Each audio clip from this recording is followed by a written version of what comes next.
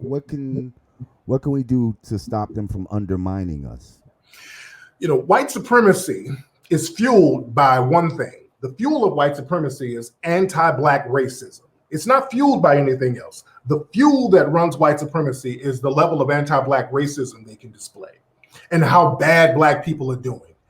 When black people start to rise up to a certain degree in large numbers, we become a threat. That goes back to the Seminoles down in Florida. That goes back to Wilmington, when black people were very successful in Wilmington. The white supremacists got together and destroyed that city.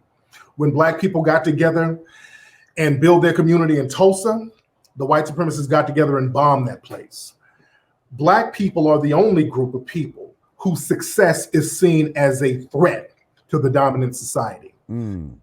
Other groups are not sabotaged the way black people are. Other groups are brought in to be buffer classes, meaning you'll bring in the Asians, the Arabs, the Hispanics, and you'll set them up.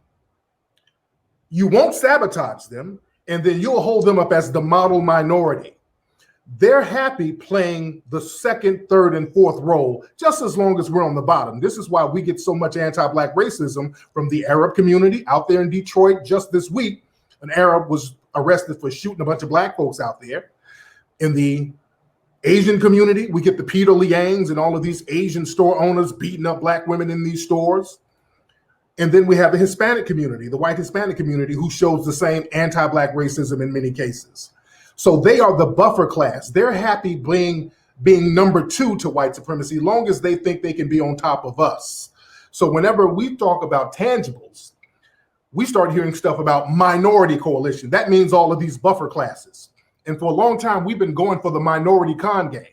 Every time we talk about we need to get tangibles for black folks, politicians will do a trick on us and say, okay, we'll do a tangible policy for minorities. Like affirmative action. We'll give y'all affirmative action, but that'll be for minorities. And all of us, when we go to the table with our plate, we see the white Asian, the white Hispanic, the white Native American. We see all of these other groups eating off that minority plate, and we get crumbs. So that's the buffer class. And we have to remember, these groups will look at us and say, well, my family just came over from Mexico last year with no money, and we're doing better than you. So you guys need to step up. The problem is those groups are not being sabotaged. There's no version of Black Wall Street for Latinos and Asians where they just destroyed their communities like that. They've been destroying black communities since the beginning of this country. Even now, in the 1960s, up until now, what they would do to successful black businesses, they would destroy them by putting freeways all in black neighborhoods, right on top of the black business districts. This happened all over the country. In Los Angeles, that happened on Central Avenue. Right now, this very moment, they're doing it on Crenshaw Avenue.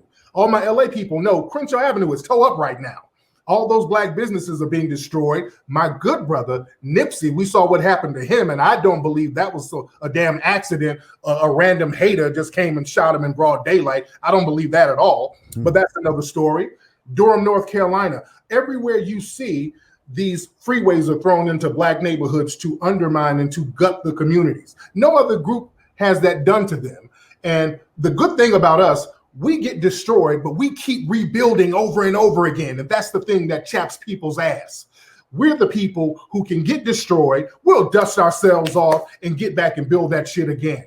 That's the thing that makes not just foundational black Americans amazing, but all black people amazing. When you go to New York, in the Bronx, did you grow up in the Bronx, brother? I actually was born in the Bronx. I didn't grow up in the Bronx, but I was born in the Bronx at the time when exactly what you said, the 95 thruway came through and gutted out the Bronx.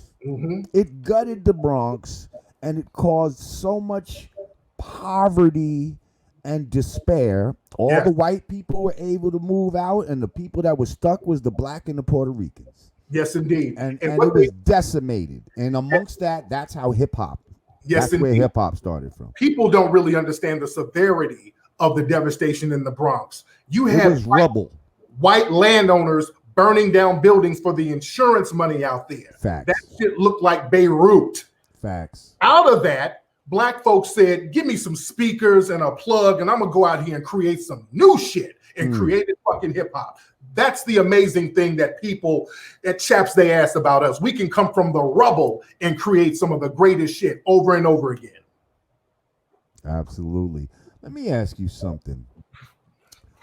What is it about us? What is it about white people that they just cannot be happy unless they're making us unhappy? Like when they see us doing something prosperous, just like you said, any other community, you can have a Chinatown any fucking where. They're not burning those down. What is it? And if it is, it's isolated incidents. These are like anecdotal. But when it comes to us, this is something that time and time again. What do you think it is? And you're a student of history. Yes, you indeed. see that this has been going on since biblical times. Yes, it what has. do you think it's attributed to? You have to understand, let's go back to the Middle Ages for Europe. Europe had a dark age. The dark ages, when they talk about the dark ages, they're talking about Europe. Europe had a dark age. The dark age was not in Africa. Our dark age is now. This is our dark age. But Europe had a dark age where their trade routes were cut off and they were really controlled by black people, Moors that were controlled by black people. White people were up there stuck in Europe, starving. They lost all science, mathematics skills. They fell into retrogress. They were almost dying out in Europe.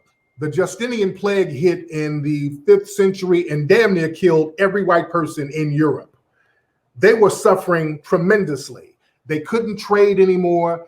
They didn't know how to build anything anymore. The kings and queens were sleeping in barns. That Black Death almost wiped them out. It was black people coming in, initially from Senegal up into Morocco and then into Spain, called the Moors in the year 711, who literally saved Europe. If it were not for the Moors going into Europe, saving them, they would have died out. When the Moors went up there, they created the culture that we see of Europe. They built all those Moorish castles. They created those universities. Churches and all of those fancy architecture. Yep. Those churches used to be mosques. You understand? So they created a lot of culture that saved Europe. After a while, the white supremacists, the people in Europe, they understood, okay, these black people up here running things, that's changing our phenotype in certain parts of Europe, especially Italy, Sicily, Spain.